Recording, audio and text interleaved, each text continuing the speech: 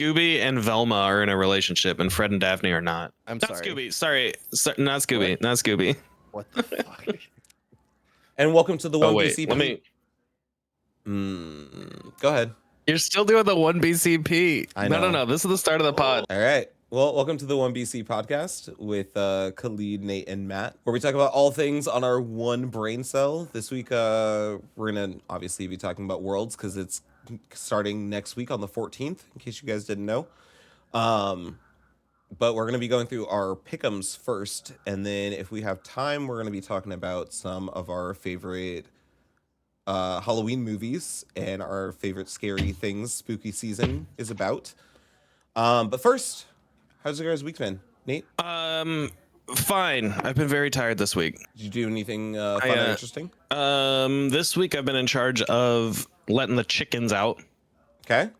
because my father-in-law is in the middle of harvest, so he starts work at like 4 a.m. or something like that, maybe even earlier. Yeah, actually, he told me he was starting at 1:30 in the morning. So Oh, wow.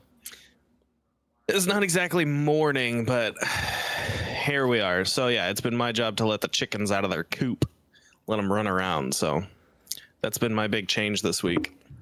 Fun. They're like old lady What's he hens now. harvesting? He is a grape farmer.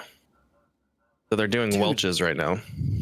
Me and my dad used to go out to wineries, and we used to help like harvest all the grapes. I loved doing that. It's so fun.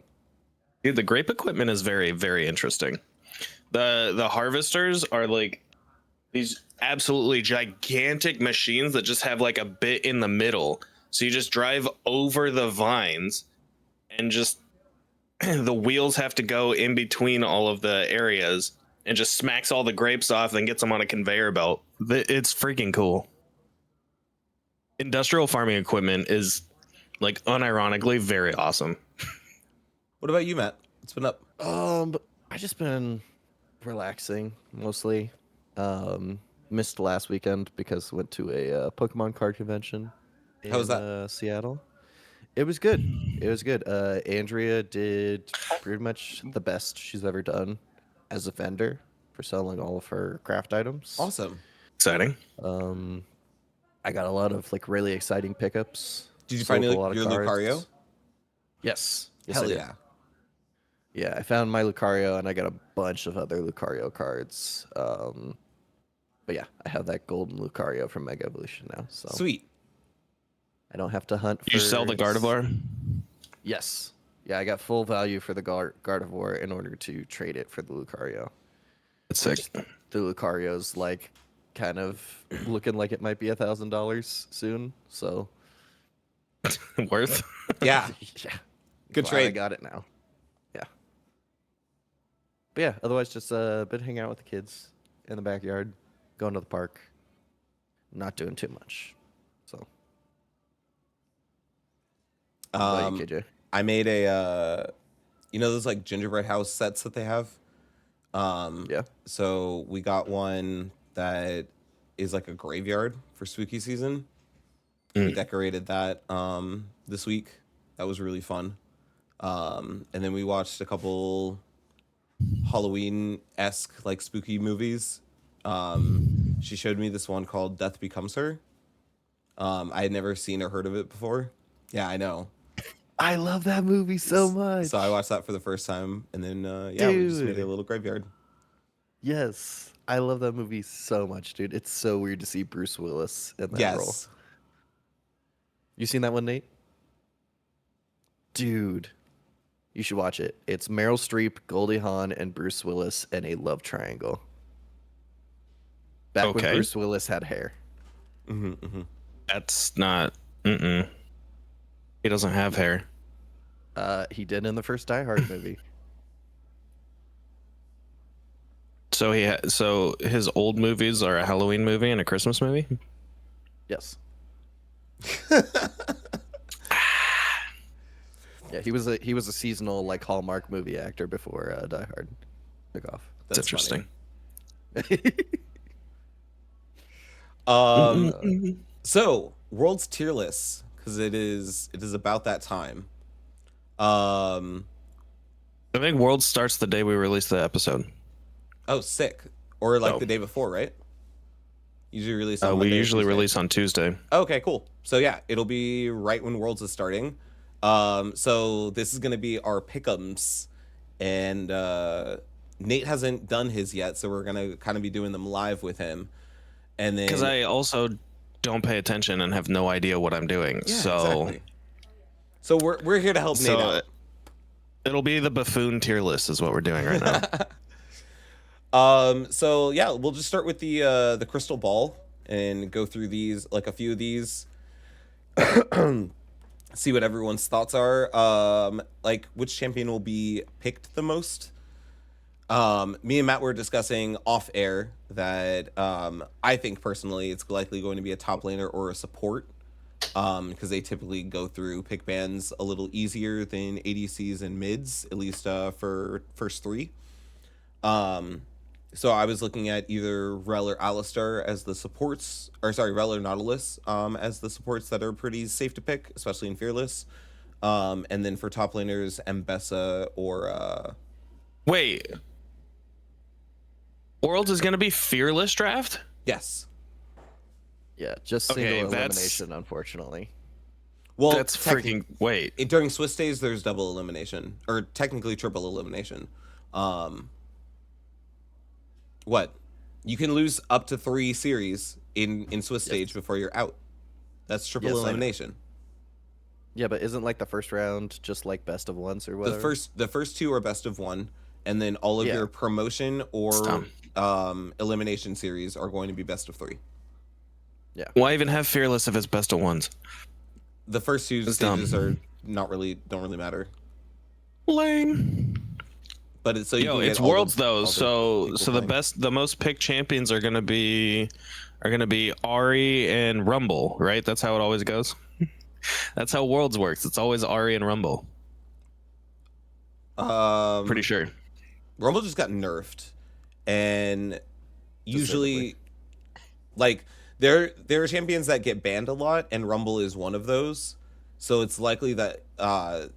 Thank you for segueing me into the next category, which is which champion will be banned the welcome. most. It's likely going to be I put like Nautilus as the most picked. I think it's a fair choice. Most banned, I picked Azir. I also picked Azir. It just makes sense. He's the most. It's gonna be an ADC. I'm calling it. No. Nobody gives a shit about ADCs. I could see it being Okay, rude. Varus. I could see it being Varus specifically, because he gets banned like in first 2 game drafts of like best of 3, best of 5 series. He's usually banned for the first couple of games, and so I could see him getting extra bans. But that also happens with Azir. Usually, Azir and Varus are banned on red side for at least the first 2 games. Yeah. Varus. I'm in like Flynn. Yo, it's thematic too. It's Darken season. Come on, dude.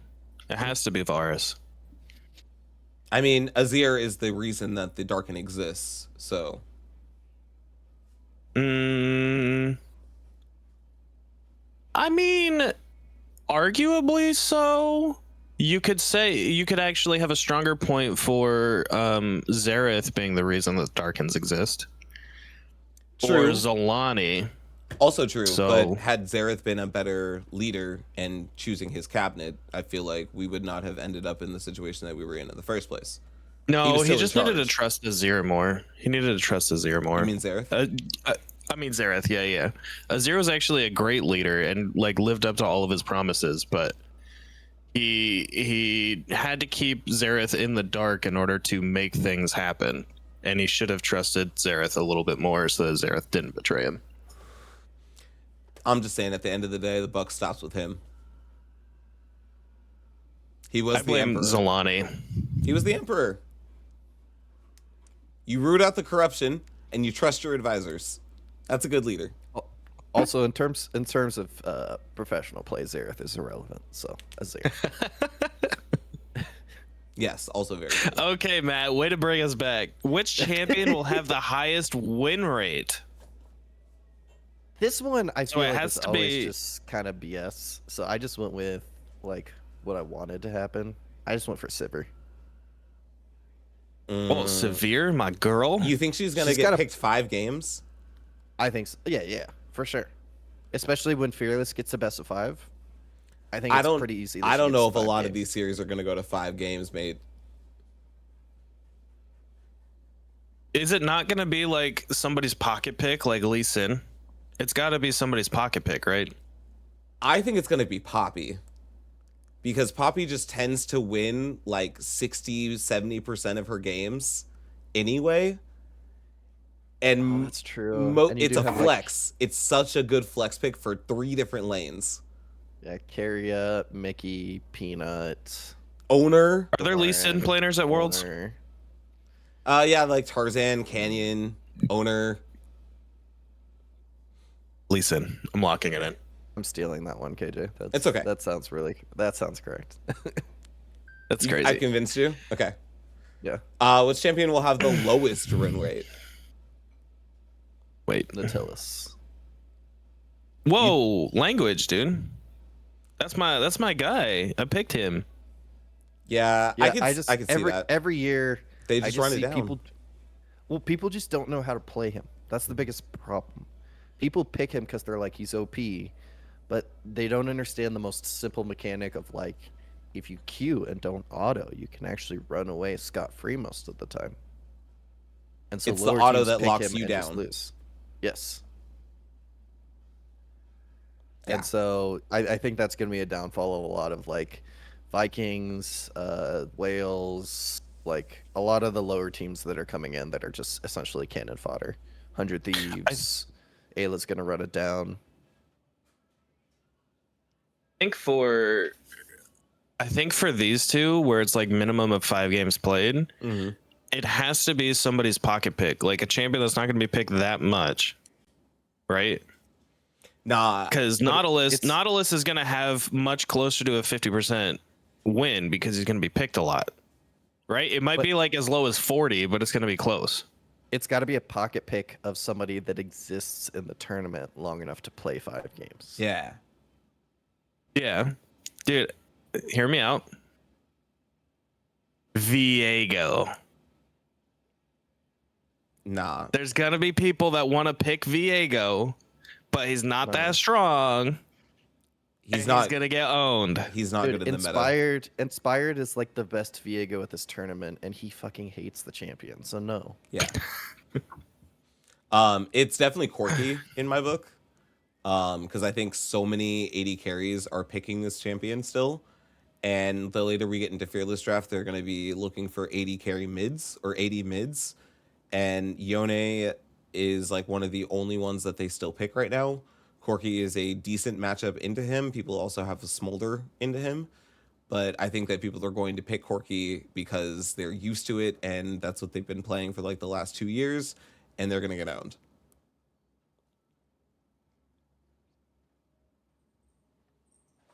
Champion that will have the most kills. What is going to be the kill leader? I'm picking champion? Akali Akali. for lowest win rate. Oh, okay. I said Zaya. You think it's Zaya? I can see that. I feel like I see a lot of pop off games, and it's a champion that a lot of like the good ADC players at this tournament love to play. Zaya. I think it's going to be Yunara. She just tends to get a million kills, and this champion does so much damage. I just hate that. Oh, champion boy. too much. I do too, but I think it's going to have a bunch of kills. Yeah. We're moving into a category that I have almost no information on. Yeah. Pick your favorite. We're person. moving into pro players. So me and Matt will lead a lot of this discussion, and then you can chime in where you feel fit, Nate, if you would like. This is gonna be Bjergsen, yeah? Yes. I think Bjergsen. He's still in there. Okay. Definitely lock him. In. Which pro will Okay. have the highest KDA? So it's probably going to be an 80 carry. Was my thought process with this. Yes. But I think it's going to be an 80 carry that isn't in the tournament for very long. I think they're going to be someone who plays really well, but doesn't FBI. have a long turn in the tournament. I went with Gala because I think that they're going to get knocked out by T1, but I don't see Gala being the reason that they get knocked out, and I don't see him dying a lot either. So I think that he's going to have a high KDA while also losing. Nah, Gala's not like Gala's not upset. Okay, upset is the kind of ADC where if he loses, he has a high KDA. True. Gala's an animal. Gala's playing Samira at some point, and he's running it down with the boys and ruining that KDA. True. I went for the king of getting caught in mid lane, which is Ruler. That's a choice too. Because I feel like Wait, every time If he I gets watch, caught, he's gonna have a low KDA. Yeah. Yeah, this is Worlds. no, he gets caught like once a game, so that's fine because he's also gonna get like 9 kills a game, so it evens out. But I think that every time I've watched Gen G, even though KJ and I were talking about earlier how like, yes, they won LCK, but they still look like they're playing somewhere around their floor right now.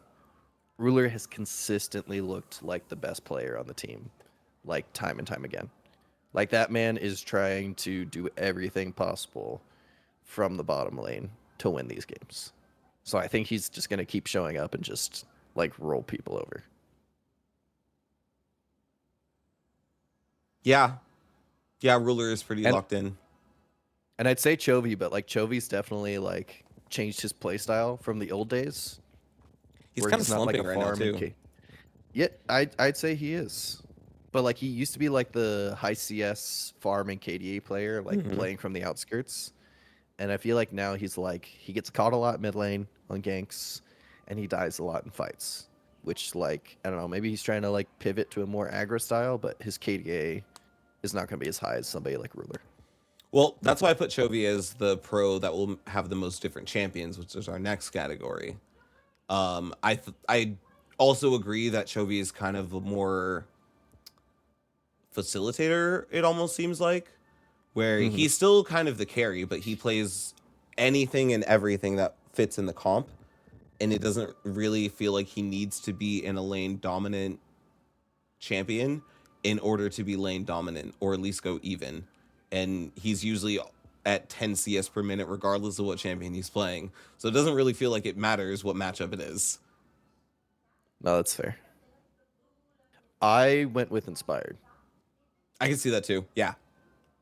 because Fiddlesticks and Rammus are two champions that are very valid picks. And Nunu. He plays. Nunu and and Mumu. And then the rest of the champion pool available, it's like he's got Xin, he's got Sedge, he's got Poppy. Pantheon. Yeah.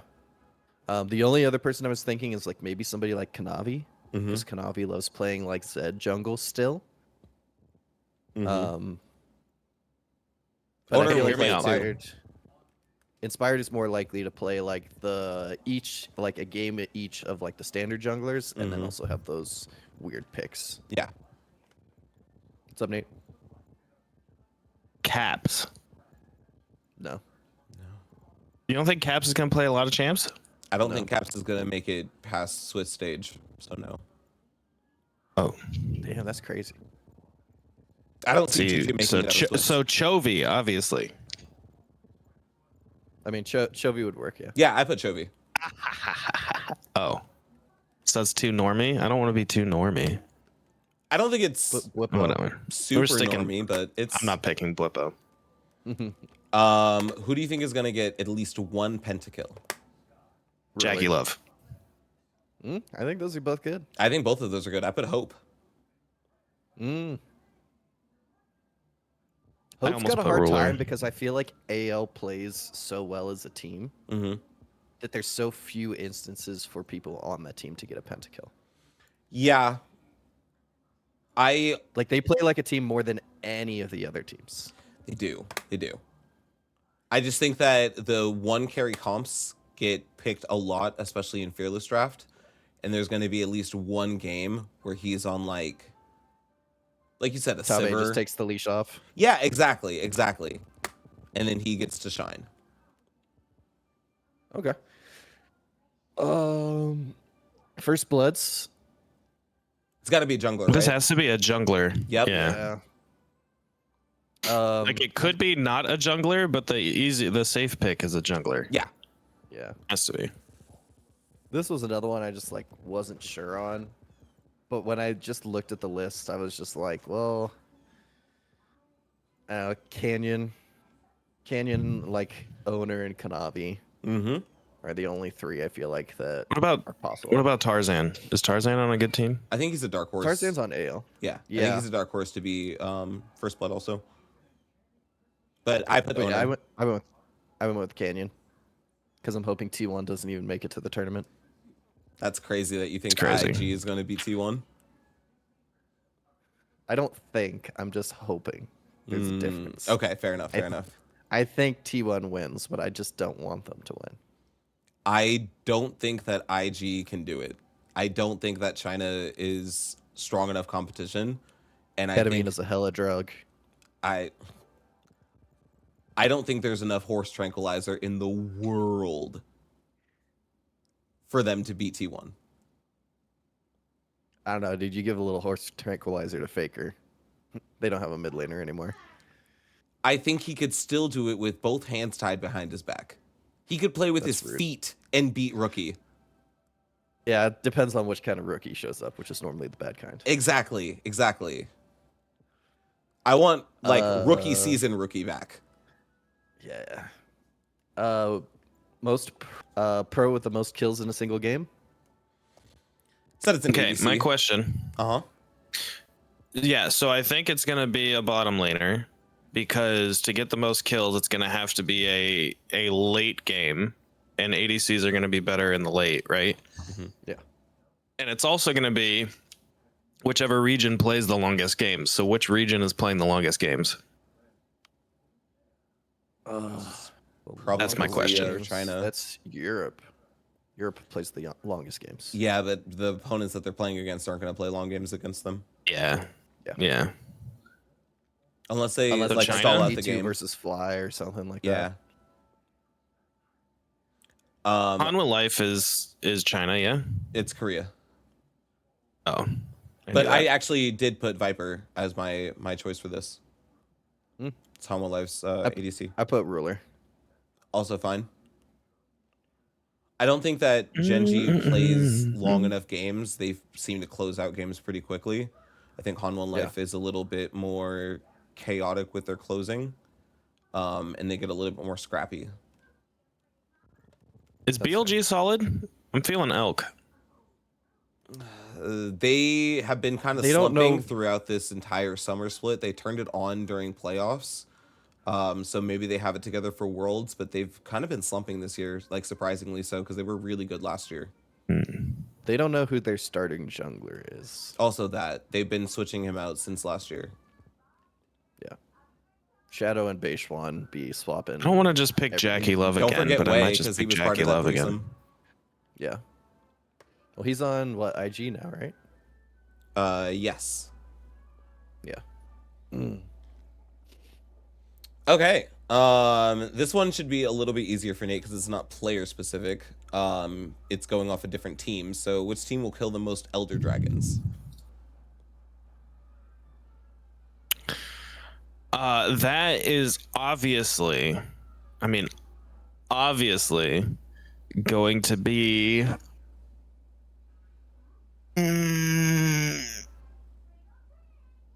anyone's legend.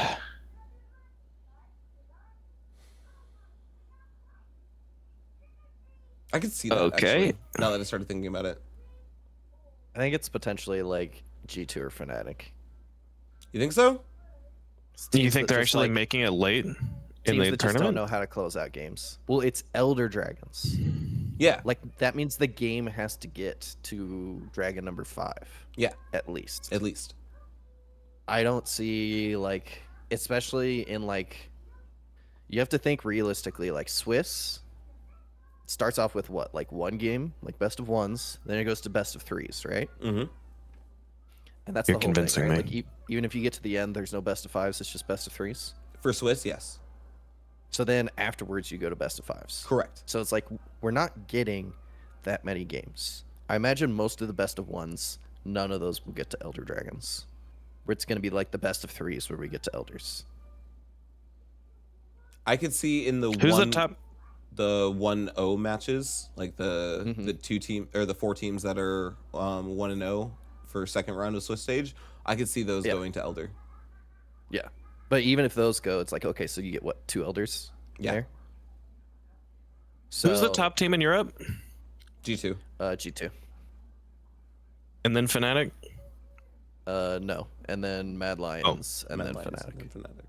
Mad Lions. I didn't even see them on here. Yeah, Jojo Pune, Movie Star Koi. Movie star Koi is Mad Lions. Yeah, it was Mad Lions last year, Mm-hmm. but that's Interesting. Jojo Pune. The first European or the first American to go to Europe. North. Is that true? Yeah. First North North American to go to Europe. He's Canadian. Hmm. Well, I knew Jojo Pune was North American. I just didn't think that was the first person to do it. Yeah, everyone has been imported to North America. We've never exported Yep. until him. In the Well, I think history? Yeah. There were a couple. Oh no, they were all. People have gone from NA to Europe, but you're saying no North American people. Yeah, they were all European or Korean imports first that then went to Europe from North America. And I believe I could be mistaken on this, but all the like more modern, relevant North Americans that went to Europe all went to their like prime leagues, basically. Yeah. None of them went to LEC or EULCS. Which team will have the most Baron steals? Oh, for Yeah, Elder, I I- put T1. Sorry. See, I had T1 at first too. What changed your mind? I feel like T1's gonna close out games more efficiently than a lot of the other teams. And I feel like for the most part, if you get to Elder, that's like the crappy teams. T1's really good at flipping stuff. They're No, also no, really that's good why at I put- securing stuff, but like they really like flipping objectives. Speaking of which, Baron steals, I have T1. Also, I have T1 because Guma is just a freak when it comes to stealing objectives with a Varus Q or whatever Yes. Caitlyn Q or whatever champion he's playing. Like it's Sneaky's copyright and he's infringing on it, okay? I think he improved upon whatever Sneaky was doing. Yeah, well, that's fair. He did the riot treatment and perfected whatever formula he started with.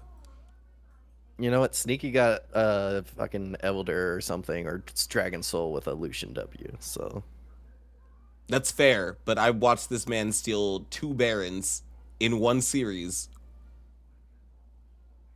wait, was it versus Peanut? Because that's not fair. Peanut needs to be in a home. It doesn't That's matter who crazy. it was against. It was at Worlds that he stole 2 Barons in one game as Varus. Yeah. Which team will win the shortest game? Who's good at closing KT out Rolster. games? I mean, Nope. he's technically not wrong. He's technically They're not going to close out the game. They're going to lose the game faster. That's not the same Well, thing. I mean, yeah. it's not what no, the it question's is the same asking. thing. No. Which So- team will Oh. win the shortest game is what it's asking. my Oh, mentality on this. that's KJ, top esports. is this is going to be the teams that are in like the 1-1 or the 2-1 or the 2-2 games, right? No, I think this is going to be 0-0 the first day of Swiss stage. Oh, I think it's going to See, be a blowout. it depends on the matchups Mm-hmm. because it depends on if the really good teams get a really bad team. Yes. So I wasn't really thinking about that because that's pure RNG. Yeah. But I was thinking like, okay, if Gen G gets matched up against like HLE and one of them loses and goes into lower bracket, Mhm. and they have to face off against like, I don't know, who's Vivo Keyed Stars. they're the second seed out of LTA, so 100 Thieves suck more. Yeah. I was just choosing anybody in LTA because I figured they all sucked. No, FlyQuest is actually good. Oh. But yeah, let's go with 100 Thieves since they are the Mhm. third seed out of NA. So yeah, if Gen G has to play a game versus 100 Thieves, or HLE plays a game versus 100 Thieves, one of those games, if it's a best of 3, is probably going to be an absolute blowout. Like an I think 18-minute game. historically though, those games don't go that fast because the teams don't try as hard. Like I feel like when teams should be blowing out the other teams, they often don't. Yeah, but I feel like for that's been Gen the G history and of HLE Worlds. that might be different because they're like there with something to prove. Yeah, and I think Gen G is like one of the most efficient teams. I did put Gen G as the team that would win the shortest game. So I said FlyQuest. Really? Because I think FlyQuest is going to be in that mid-range lower bracket for a period of time, and I think they will curb stomp somebody. Because I think that's like they're good at that. They're really good at finding ways to just like completely overturn games and like Yeah. close them out very efficiently, and I think they'll do that same sort of thing to a lower bracket team. I'm gonna go with Hanwha Life. I don't think that's a bad fair. choice either. Yeah, I think Okay. that's still a good choice. Which team will get the most kills? G2 because it always fucking happens. G2 has some sort of fiesta game where like their junglers play in Pantheon and he gets like 17 kills and then Hansama cleans up and gets like 12 more and then it's just some ridiculous game. If it's not G2, it's a Chinese team. It's I a went with- Chinese I versus feel- Chinese well- game. I went with Chinese G2 AL.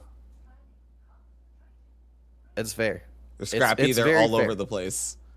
It's 100% valid. I gotta go with G2 because I feel like they always have some sort of game like that where you're just like, why haven't they closed out? There's Yes. 50 kills on both sides. Yeah.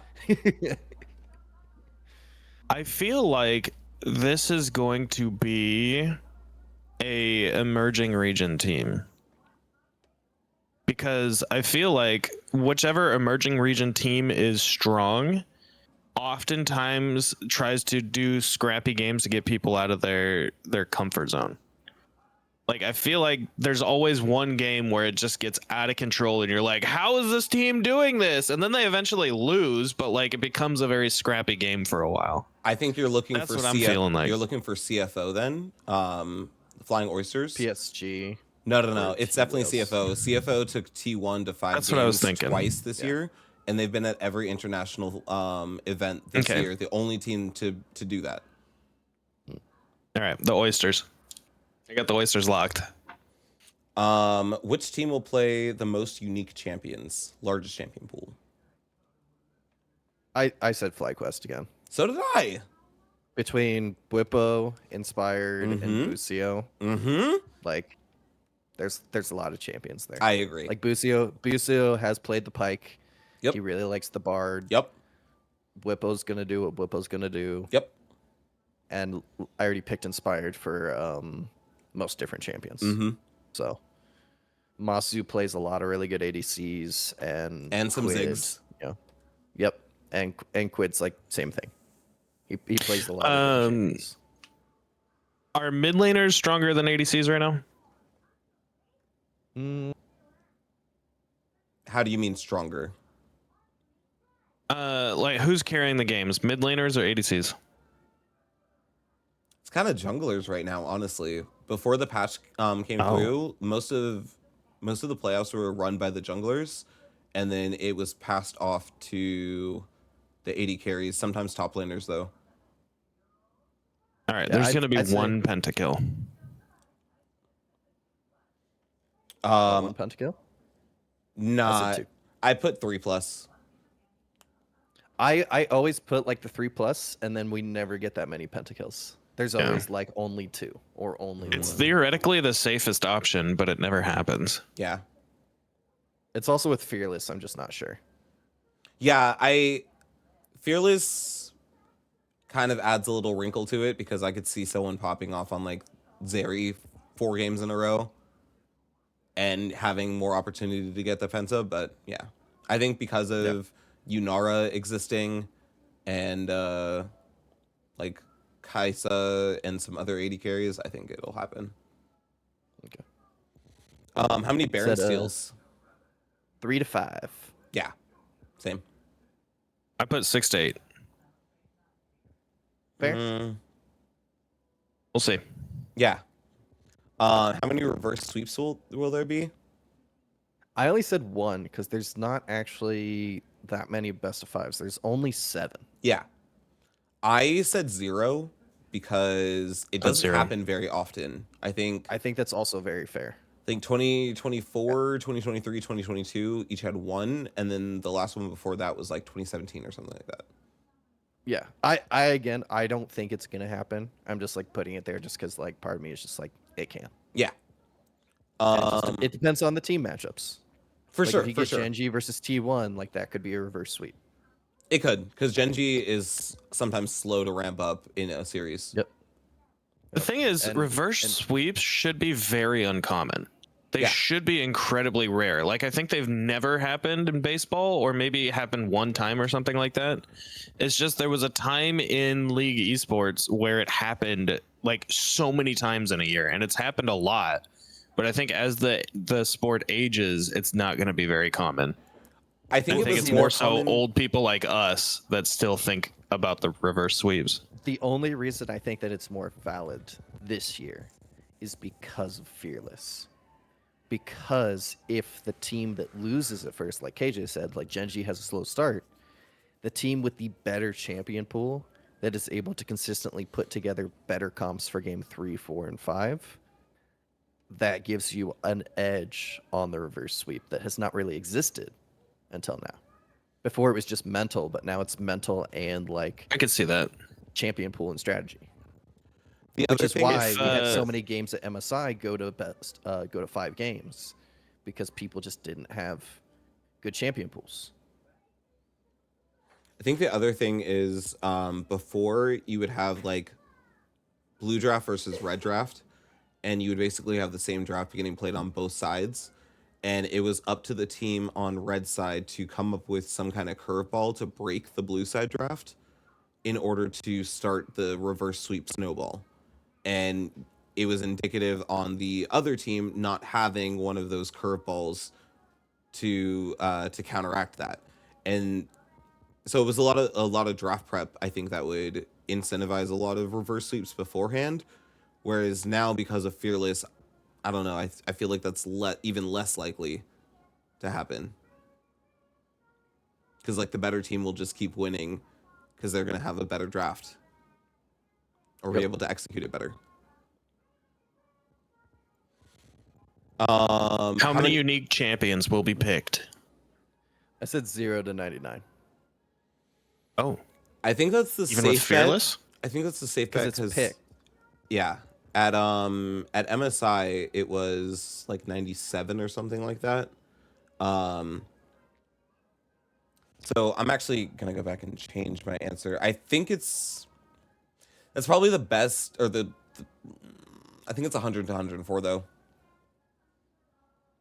I don't know. I think there's going to be a few more champions picked just because there's more champions in the game now. I also know what Nate's answer is going to be for the next one. And I think Fearless. Oh my god, I hope not. Do I you? think Fearless is Taking my hands off because it's already picked. gonna extend some of this series. I don't think we're gonna have as many 3-0s. So I'm I hoping. put 105, 109. I think that's a fair choice too. I think it might be a little high because that's still 10 more champions than was at MSI. And Swiss stage is a lot shorter. It's not like a full bracket anymore. It's just one series. So is Timo going to get picked? Absolutely not. False. Never. What did I say, Matt? This, you said True. I true. believe in the I Scouts believe code. in the Scouts code. I did not. Uh, I said false never. Proud of you. I was. Ain't nobody I was hoping picking you were Timo. I was hoping you were gonna yell it at us in your stupid little voice. That's crazy, dude. What is this? I thought we were friends. Oh, that's it. That's the crystal ball done. Yeah. Yeah. And then do you want to run through pick'ems real quick? Which teams are getting out? All right, let's see. How do I just, how do I get just back? tell us what teams you put where. Oh, there we AJ go. and I will have no response on this. We'll just chatter like the Muppets in the background. Make picks for Swiss. Okay, here we go. Swiss. 3-1 undefeated. We got VKS, FlyQuest, G2, CFO. Oh, this is like all the teams. Yeah. Yeah, so this is your top 8 that are going to make it to Oh. the next stage. Yeah. But you pick Oh, okay, I see. 3-0, 3-1, and 3-2 at the I top see, three I see, I see. teams, and then the other 5. Yeah. And I see. although this looks like the first 3 on the left are all 3-0 teams, that is not true.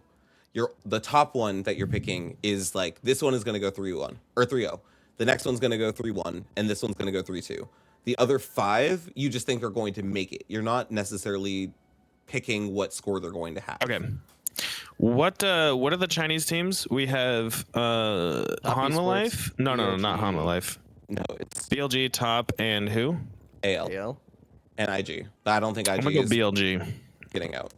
A comfy inn. A comfy inn is going to be Hanwha.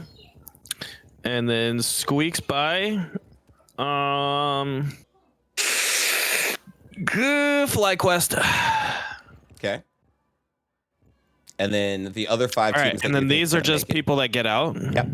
The other 5 teams that are going to get out. Okay. Wait, did you say 3-2 is FlyQuest? Yeah. Yeah.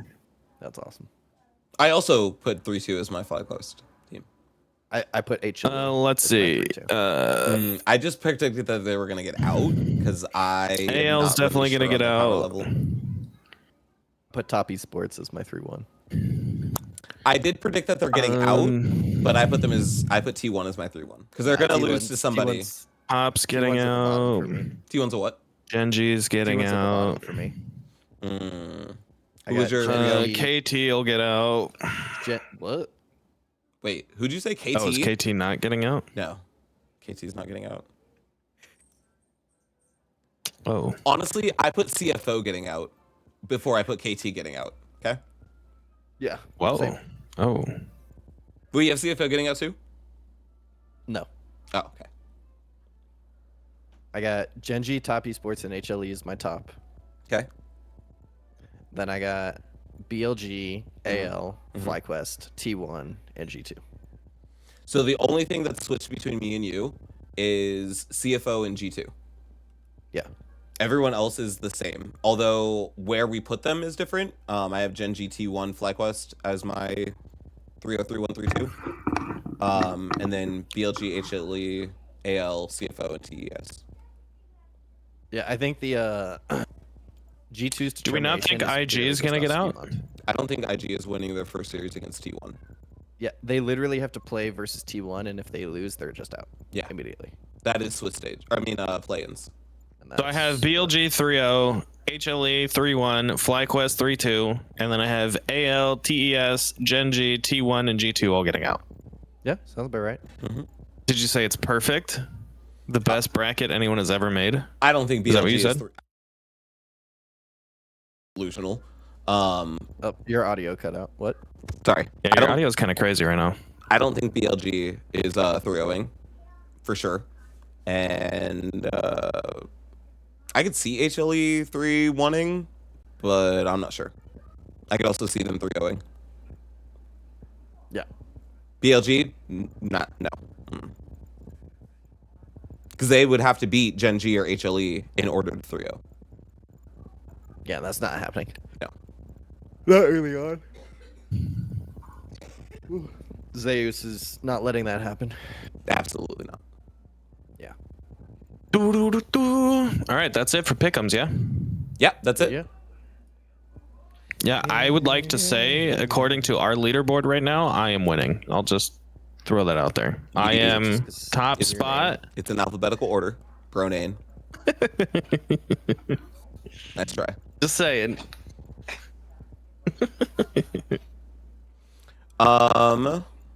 Do we have another topic for What else are today? we talking about? Oh, we were talking about our favorite scary movies, but I think we only have time for one each. So if I ever, mean, like favorite Halloween / scary horror movie. Okay, I do actually have a favorite scary / horror movie, but it's kind of a satire. Okay. My Halloween movies Tucker are not and Dale scary versus movies Evil? because I don't like scary movies. No, so but that's a good fine. one. What you got for us, Nate? Mine is Cabin in the Woods. I love Cabin in the Dude. Woods. Let's go. That's also my number one. I love Yeah, that movie one's so dope. much. Really? Growing up, we never watched any like scary Halloween movies because we always watched them as a family. So like growing up, it was like Peanuts and Nightmare Before Christmas. It's like what we would watch, and that's it. Never watched any like slasher movies or anything like that. No, my parents gave me nightmares early on with Killer Clowns from Outer Space and Nightmare on Elm Street. Yeah, I never watched Nightmare on Elm Street. Never watched Jason. Although there was like a Jason remake recently that I did watch. Mm-hmm. Never watched Final Destination. Is that the None of that stuff. in a Violent Nature? Is that what you're talking about? Where it's from the POV of the killer? No. Oh, they made an entire movie where it like literally just follows like basically Jason Voorhees lumbering through the forest the entire movie. So you see the movie from that's his point interesting. of view. That's cool. Yeah, it was pretty cool. I liked it a lot. It's interesting. There's also there's a movie that Nikki and I found a few years ago called Christmas Horror Story, which we thought was going to be like a horrible, really bad movie, and turned out to be pretty good. It turned out to be a pretty solid choice. So that's one of our Christmas Horror like story. Christmas Horror Story.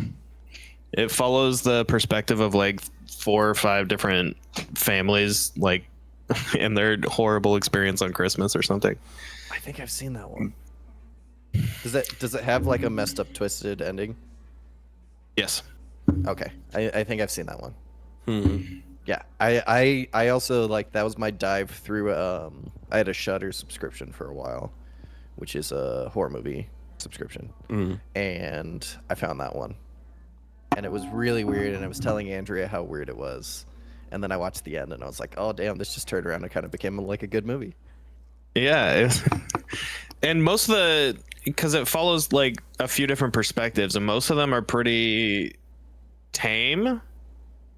But one of them like actually freaks me out. And of course it involves a child. It always involves a freaking child. But there's one of them that's like actually scary, and then it has that twist at the end. And Nikki and I were like, this is actually kind of good. Like, this is not a bad movie.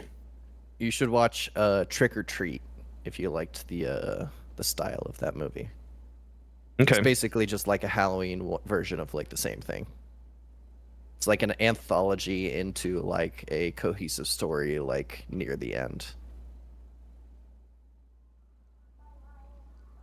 Matt, what do you like about Yeah, Cabin in the Woods would be my actual Yeah, favorite that's movie. what I was gonna go back to. Is like I love Cabin in the Woods, and as much as I am somebody that like I hate when they make sequels or spin-offs, because most of the time it's just like for the money rather than Yeah. for like caring about the franchise. Cabin in the Woods is something I wanted to get turned into a TV show. Like make it a prequel to the movie. I was gonna say it'd have to be a prequel. Yeah. But like like you could not only use the Cabin in the Woods, you could also use the other locations around the world as a Yeah. because that wasn't Yeah. the only like Cabin in the Woods per se. But you could show the other monsters. You could bring in a whole cast. Like it could essentially be what they're doing with the Knives Out franchise, where it's like, oh, murder mystery. It's almost like Clue, but we're gonna just bring in a ton of like A-list actors to play weird comedic roles in this murder mystery. Like you could do the same thing for Cabin in the Woods. Just get like a bunch of like random famous people, stick them together in like a Mod Podge like story, because I mean they're still being manipulated by the Cabin. Like they would still Yeah. go down like a similar route. So yeah, it would be interesting. And a lot of the things that like makes Cabin in the Woods so good is the fact that the characters that go into the story, even though there's like I forget what it's called, but it's like it's the jock, the nerd, the virgin, and then The slut. it's slut. Okay. I was gonna use a different word, but that's why I didn't remember what it was. That's gonna be like, I think it's like the whore But of Babylon or something like that. I thought it was interesting. I thought it was interesting that those people, like, nobody actually fit their role in the cabin in the Yep. woods, Yep. and they had to manipulate them into fitting their role. Yeah, like the virgin Like, they had to put just the, like- had an extramarital affair with her Mhm. professor. Yeah, the jock and, was like, actually like a huge nerd. The person that's supposed to be slutty isn't actually slutty, so they had to, like, release pheromones in the forest to make her slutty, which is very interesting. Yeah. Yeah, that I'm gonna have movie's to watch phenomenal. this movie. I built my when I built my Pokemon D&D campaign, I specifically built in like a Cabin of the Woods type of tie-in, where in order for the players to choose which ending the story goes to, they essentially go through a Pokemon version of that same thing. Where they That's go pretty in cool. and there's a bunch of like artifacts, and depending on which artifact they pick up and like manipulate first, that's gonna choose the ending to the story. That's cool. That's pretty sick. Yeah. My movie is in a Alright, KJ. very different direction.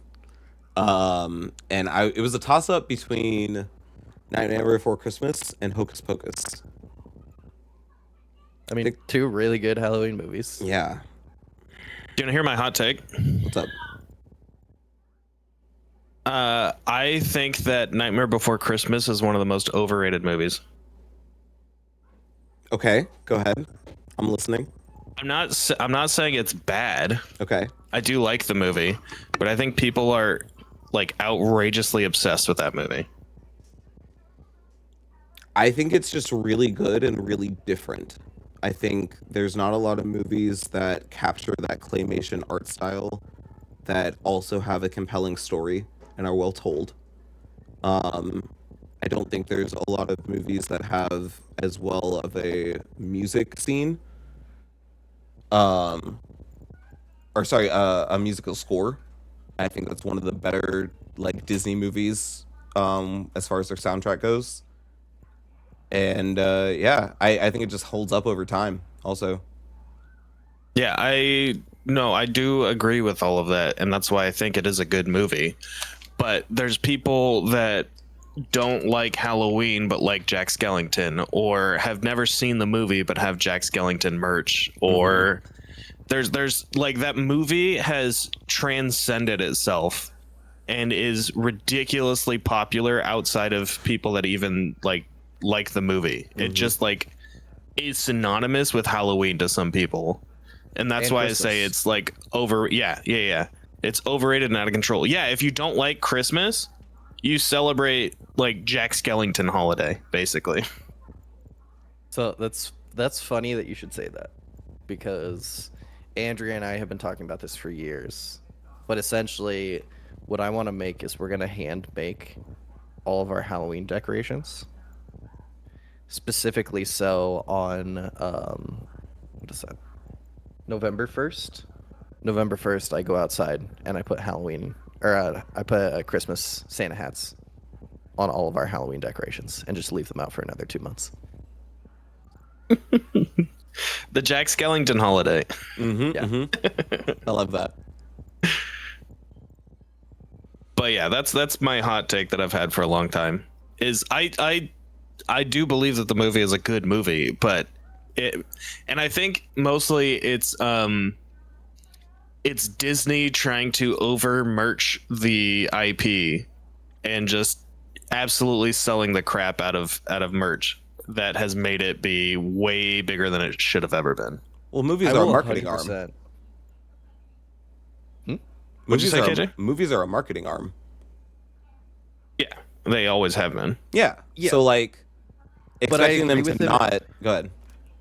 I agree with him in the sense of I think they have gone too far with it. Okay. Like, as somebody that, again, also KJ loves Nightmare Before Christmas, Mm-hmm. I want good merch. And I feel like every time I go to Disneyland or I look through what their merch is, it's really crappy because they're just trying to like push stuff out. rather than create like good merchandise. But I think we're conflating two different things. We're talking about what the best movie is, not what the best franchise around that movie is. Oh, Or no, what the no, no. best I'm just, culture around that movie is. I'm just backing up his thing of like saying that it's overhyped. Because I think My there hot is take too was much off of what you said. presence. Fair enough. Fair enough. Yeah, yeah. There is too much present, like within the market of Jack Skellington. That like, while it is an excellent movie, and I think it does deserve a lot of the hype, it's kind of like people buying a Dodgers or a Yankees hat, just because. Because it says Like, they LA and NY. Yes, like they get Jack Skellington just because like Jack Skellington's cool, rather than like having watched the movie or appreciate like what the character is, kind of thing. I Yeah. I kind of see it as like an Arcane thing. I don't mind that people like Arcane without ever touching League of Legends. I'm okay with them knowing the lore of Jinx and Vi and wanting to discuss what happens with them without them not knowing what their abilities are or what they do. So like I don't know, if I'm a fan of a franchise, I'm okay with there being more fans of a franchise regardless of how they discovered it. This is beyond that though. Like, Because at least you people, said they've like, seen Arcane. yeah, they've seen Arcane, but this is like people have not even seen the movie or have like seen it once and have a whole bunch of merch from the movie. Like, they don't actually care about the movie; they just have the merch. It's almost exactly like what you said with the Dodgers hat thing. Like, there's some people that have Dodgers hats and never seen a Dodgers game. There's some people that really like the Dodgers and watch Dodgers games, but don't care about baseball, which is kind of like what you're talking about with Arcane. Like, people really like the Dodgers, so they're all into the Dodgers, and they don't really care about baseball, and that's fine. But people that have Dodgers stuff just because they live in LA and love LA is like what we're talking about, I mean, which is actually a big problem. I guess not a problem, but that is a real thing. Like, when I lived in Louisiana, I worked with somebody that always wore a Yankees hat, and he did not care about baseball or the Yankees at all. He was just from New York, so would wear a Yankees hat all the time. Yeah, and then like I give those people shit because I'm a Red Sox fan, and then they're like, "Whoa, whoa, whoa! I don't care about baseball." And I was like, "Then don't wear the damn hat." Like, it's not a New York hat. That's a Yankees hat. I don't care what you say. Take off the damn hat if you don't like that team. Or people that wear like a Beatles shirt but have never listened to the Beatles, or maybe they only know like All You Need Is Love or something. Oh my god, I had an interaction like that at work where one of my coworkers was just like, "Yeah, I lost respect for this guy because he was wearing a Metallica sweatshirt," and I was just like, "Yeah, man, I loved this album," and the guy was just like, "Huh?" He's like, "Can you name one of Metallica's songs?" And the guy couldn't name a single song. And it wasn't even like a cool art sweatshirt. It was literally just like the Metallica like name, and that was it. People did that with Nirvana in the 90s too. yeah. I don't know. It feels gatekeepy because like they're still supporting the thing that you like, which in turn makes more things that you like. You know what I mean? They're supporting capitalism, but Yeah. But they're like not gonna make another capitalism. Nightmare Before Christmas because people bought that merch. Yeah, but they're gonna make other great movies. Like it's not like that's the only Disney movie that you've ever liked in your life. I suppose. Is it your not favorite sure Disney that's- movie? Did it even make the list of your top 10 favorite Disney movies? Nightmare? No, not for me. But it contributed to those other movies if they came out later than Nightmare Before Christmas, which I'm sure 70% of them Not probably a- did. Nikki and I were talking about this yesterday. I'm not a fanboy of any corporation. If Disney puts out a good movie, then that's great. But I'm not gonna support it because it's a Disney movie. I don't care. No, that it's a Disney I movie. understand that, but the fact that you have contributed to the profits of Disney has then contributed to Disney making more products that you contribute to, is the point that I'm making. And you know me, I'm an anti-capitalist, so I'm aware. I'm just telling you that your actions are supporting capitalism, and that also supports you having products that you like. I'm sorry that you don't like the wheel that you're on, but you're on it. no, I'm aware that I'm on the wheel. Anyway, What was your other movie? It was Hocus Pocus. That's Yeah. Nikki's favorite. Yeah, I like the music in that movie too. Actually, the song that they sing at the club, I Put a Spell on You, like that version of the song helped create a song that I wrote myself. It like inspired the chorus. Sick. Isn't that the same one the Hex sisters sing in the Scooby-Doo movie? I believe so, yes. Yeah, it wasn't written for the movie. They just used it in the movie. Yeah. Yeah. Plus, I really liked Billy. Billy was like one of my favorite side characters. Forgot about Scooby-Doo and the Witch's Ghost. I'm gonna have the girls watch that this year. Hell yeah. Okay. Was everybody else obsessed with that first live action Scooby-Doo movie? Because I thought it was Yes. phenomenal. Yeah. Yes. Okay. And then I and then you loved watch that it as- movie. You watch it as an adult and you're like, wow, this is real horny. That's what I feel like I watching don't think Scooby-Doo I have in watched general. it as an adult. Yeah. Watching old school Scooby-Doo, Fred and Daphne are always fucking. No, they just happen to split off together separate from the rest of the group.